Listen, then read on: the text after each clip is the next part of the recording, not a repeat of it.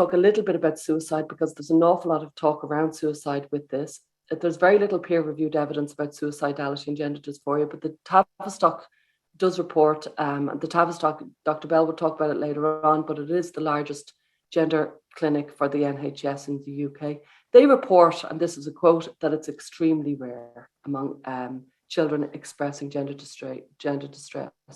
The risk of suicide among gender dysphoric youth seems to be similar to the risk of suicide with other mental health challenges, such as anxiety, OCD, depression.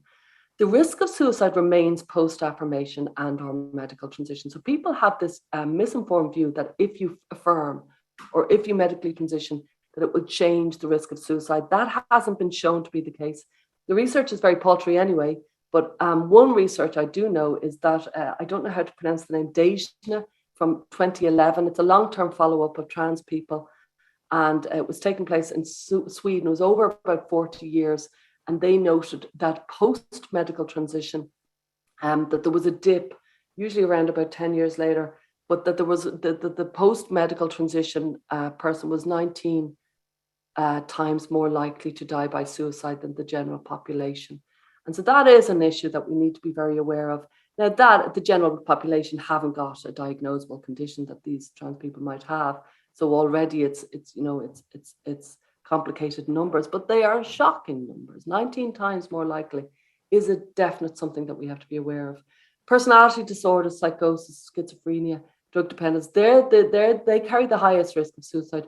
So please be aware, what are the comorbidities? What are the co-occurring issues that might be presenting with the person you're working with?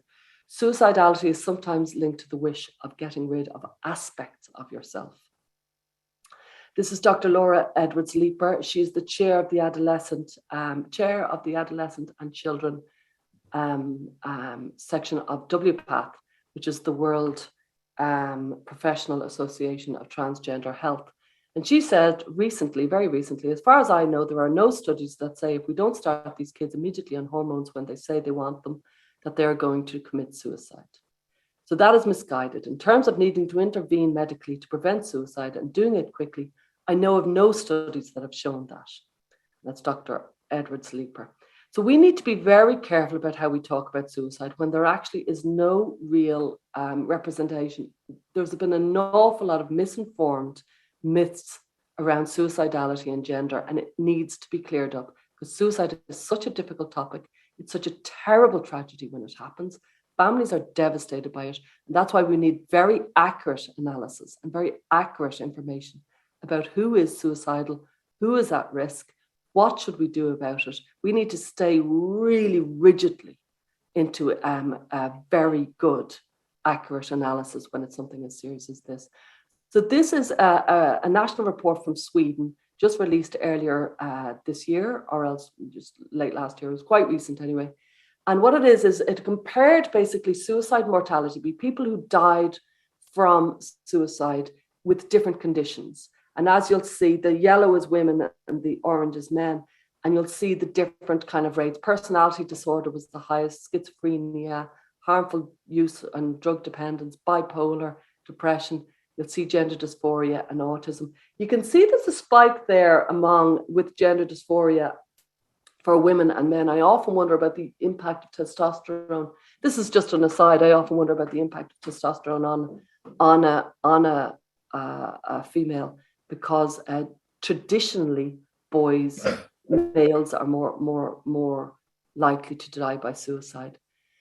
So suicidality covers suicidal ideation, which means thoughts about taking your own life, and it also covers plans and suicide attempts. Suicide plans and attempts tend to be more common among females.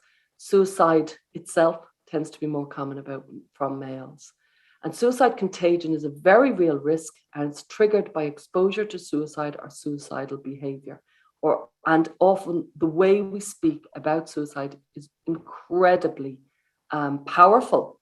And so, they created these guidelines in 1989 about suicidality and how the media needed to talk about suicide. And when Kurt Cobain from Nirvana died in the early 90s, the media were very, very good in reporting because they had the guidelines and they were very assiduous in following them.